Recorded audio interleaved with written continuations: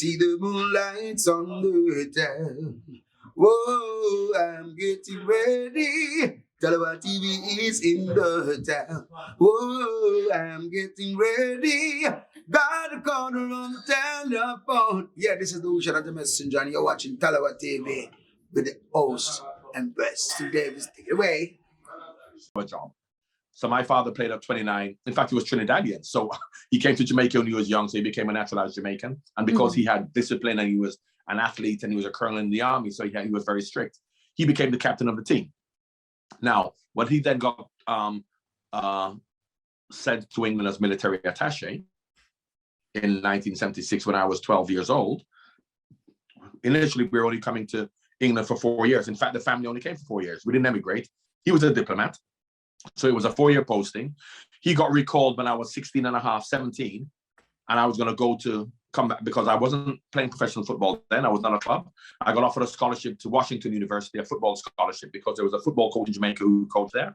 So I fully expected to go to America, as lots of Jamaicans do, to go to university and then degree in something, get a job. And 6 months before I was going to go back with my family to Jamaica to then go to America, Watford, my first club, saw me playing just in the park for Sudbury Court in near Wembley.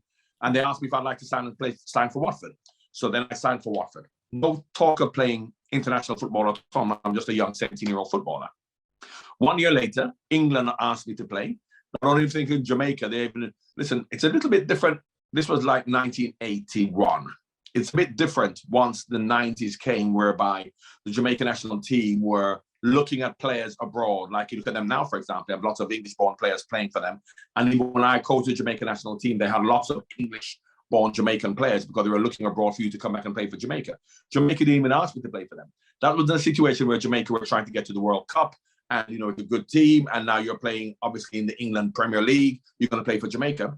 Jamaica didn't even ask me to play. And at that moment in time, I don't think, because you want to maximize your potential, so therefore you want to play in the World Cup. So when England asked me to play, I said yes.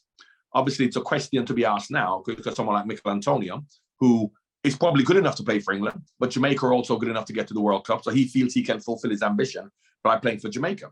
It would have been a test had Jamaica asked me to play for them back then, because of course, once England asked me to play for them, I'm not going to phone Jamaica up and say, listen, England have asked me to play. Do you want me to play for you type of thing? You have to be chosen.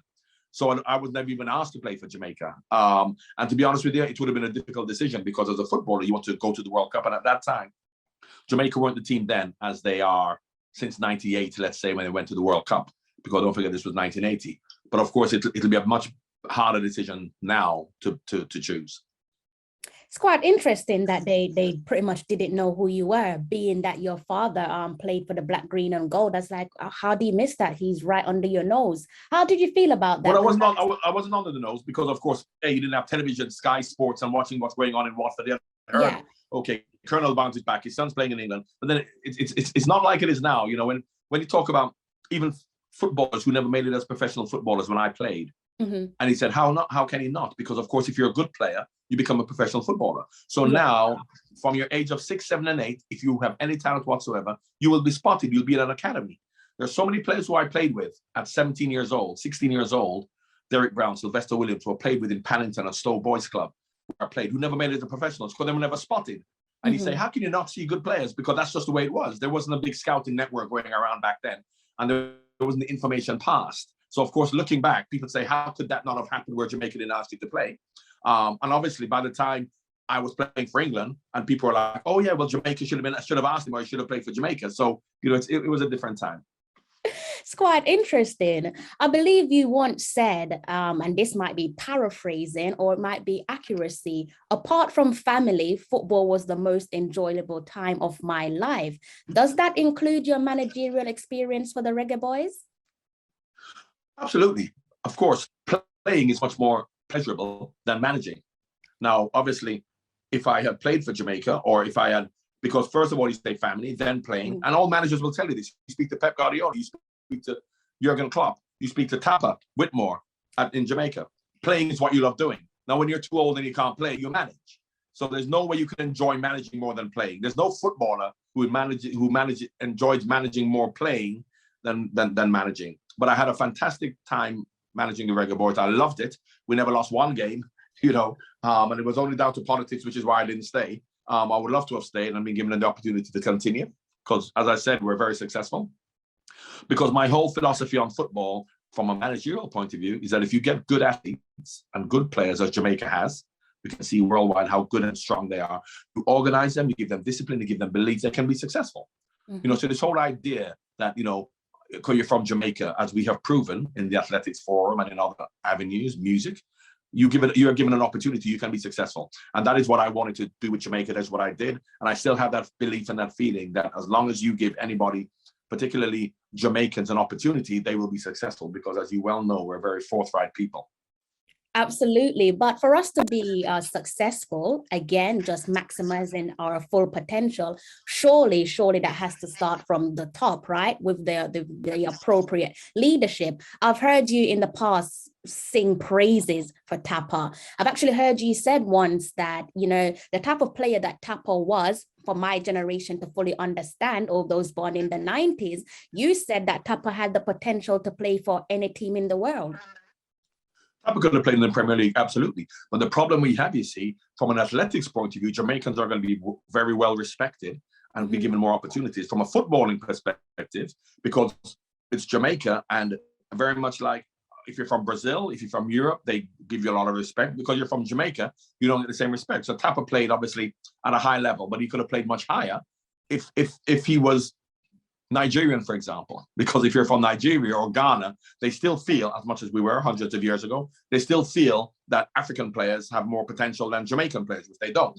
So it's also a mindset that we have to overcome in terms of, but if you look at what Jamaicans have achieved, don't forget, we're Jamaicans, so therefore we have a lot high expectations of ourselves. But think of little Jamaica with 3 million people. And then think of all the other countries in the world. And I think we're batting well above our average. So when we believe that we should actually do better than we did, 𝗘𝗫𝗖𝗟𝗏 had a fantastic career. Of course, to come from, for me, it was different, you see, because I came to England when I was 12. So therefore, I had 5 years in England within the system to become English. I started playing for England and I played professional football. To come from Jamaica straight to play in England as a professional footballer at 19, 20, 21 years old, where the people aren't going to have the same respect for you, because you are from a small island, which isn't necessarily a footballing island, to do what he did and to have the talent that he actually did is really a testament to him. Absolutely. Touching on respect and experience, again, you being the former or the ex-manager of the Reggae Boyz, and politics, as we touched on briefly, did you have full control over your player selection for the national side? I did. As much as it was a battle most of the time. And that's probably why I wasn't retained at the end of my contract. When we qualified for the Gold Cup, and I wasn't allowed to take on to the Gold Cup because my contract ended a month before the Gold Cup. As much as I was told that my contract would be extended if we qualified for the Gold Cup, it wasn't, because as I said, I was having a few issues with which players I was actually choosing while I was there. And then, of course, the Gold Cup is the if you want, where everybody's going to be seen to be given a contract to go to Britain, to go anywhere else, to England. So that really is the place where everybody wants to be seen. And obviously, there were certain players who people may have wanted them to have gone, and I would probably have different ideas. So my contract was renewed. So as much as I have to say that I didn't have any interference because I fought against it, it was very difficult at that time because I was always being put under pressure to pick certain players. Interesting. I think that'll be music to the ears of many of my supporters, because I feel that we've seen similar decision making with 𝗘𝗫𝗖𝗟𝗏, who is no longer in charge of the national side. Going a little bit deeper, did you feel that at some point you had to choose homegrown players for the national call-up? That's what I wanted to do. I was very fortunate because throughout my time until the Gold Cup, it was during the English season. So therefore, we didn't have a lot of the English players. I think I only had maybe one. So I was picking a lot of the homegrown players. And as I said, I had full faith in the homegrown players because you give them an opportunity.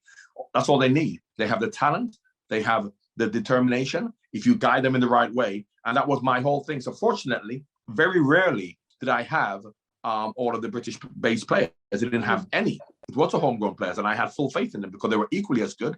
But once again, you look at the respect that even we have for our own in terms of whether we feel that the overseas players, or they be Jamaican parents or born in Jamaica but live in England, in terms of their ability as opposed to the homegrown players. I have full faith in the homegrown players, and I'm very happy to go with all homegrown players because all they need is an opportunity, and then they would have been able to make a name for themselves, maybe come to England, and then it would have grown that way.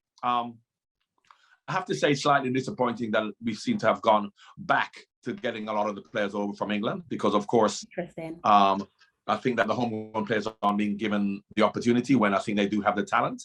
And if you want to grow, you have to get more homegrown players who will then make a name for themselves and then go abroad. Because if you don't do that, you'll never grow the players that are in Jamaica and give them an opportunity if you just keep bringing back players who have Jamaican parents to come and play for the country. So yeah, I have full faith in it, and I'm hoping that that is a philosophy moving forward to give the homegrown players a chance, more homegrown players a chance. I think many will agree with you, but at the very same time, some might say if the players who are based in the diaspora have the better quality, then surely they should be given the go-ahead. So I think it's about getting the balance right. As best yes, it is possible. important to get the balance. But let me give an example. In South Africa, once the apartheid finished, they then said, we need black rugby players in the team. And South Africa were the best team in the world. They put 1 or 2 black rugby players in the team. They put 3 or 4 in the team. They started to lose. So they could have said, no, let's just pick the best players. If they're white, South Africa will win. But they understood that you have to give these players an opportunity to become equal. You have to give them the training, the opportunity, the expertise to then grow to be better. If you then say, well, they haven't done it, so let's go back to what was done before with the overseas players, then nothing will change. Now, what happened to South Africa? Because they had to stick with that philosophy of giving black players a chance, they lost for a while. Then 12 years later, they won the World Cup. Another 12 years later, they won the World Cup with 10 black players in the team. So it's easy to just look at it and say the overseas players are better, because once you then put them in the team, you're going to see they're better. But if you give them a chance to grow and to be improved and to be better, then you can see, the fruition of your efforts. So it's not as simple as just to say that, well, the overseas players are better because they are at this moment, but you have to give the homegrown players an opportunity and time to improve. You don't just give them 1-2 games and say they're not good enough. You give them that time of playing against better opposition week in, week out, year in, year out, you will see the benefit of it. Because ultimately, that's who they want to play for. I'm not saying that a lot of the players who come to play for Jamaica are playing for Jamaica because they can't play for England, but I'm sure if England has them to play, they would probably make a different decision. So in terms of and it's also the message you want to give to people in Jamaica. It's not just about Jamaicans winning because we happen the parents happen for Jamaica, you're born in Jamaica. Even from my perspective, me coming back to play for Jamaica, I'd much have preferred because to give Jamaican people a real example of what you can achieve. Okay, I went to England when I was 12, but I was there just 15. So John Barnes is Englishish, if you like, and he had that experience of growing up in England. What are we saying to our young kids growing up in Jamaica? That for you to achieve, you have to go abroad. No, you don't. And the athletes have proved it. And I'll tell you why, because you may not know this, because you're very young, but a lot of the Jamaican athletes felt that they had to go to America to train in the old days, Don Quarry, a lot of the older ones, because they couldn't stay in Jamaica, because of course they had to go to America to improve. All of a sudden they stayed in Jamaica. You said Bolt to Safa Powell, Jackson Stars, they started their own little thing, and they can do equally as well by not going to America. So that shows that we have the homegrown talent, and as long as we have not just the environment, create an environment within Jamaica to coach them, to train them, but they can also be brought up there, live there, grow there, and still be successful. I'm leaning towards your example. I've always felt, again, I do think the balance is right. And I do think that, the best players should be called up. But at the very same times, I think it's great to have accurate representation, authentic representation as well. Because like you said, if you go and bring a player that's from the trenches and you call them up to the national side, 9 out of 10 times the hunger is there. You don't have to force it upon him because he will want to do well. And also for kids within his community, to see someone on TV that looks and sounds like them, because the accents will vary depending on the parish. But it's also just to give them an opportunity, because in England, we have opportunities. If you're going to be asked to play for Jamaica, you have a living here. You're playing for a good club here. You're earning money. We have to give the Jamaican people, the Jamaican players, not just players, but also other people, an opportunity to maximize your own potential. It's not just about, so what does success look like? Does success look like having 11 Jamaican footballers who are born in England, but their parents are from Jamaica, qualify for the World Cup. That is success for Jamaica, but what's success for the Jamaican people? If you have Jamaican players who are born there, live in Trenchtown, Tivoli Gardens, play for Cavaliers, play for whoever they want, get into the World Cup, and showing that we don't have to leave the country to be successful.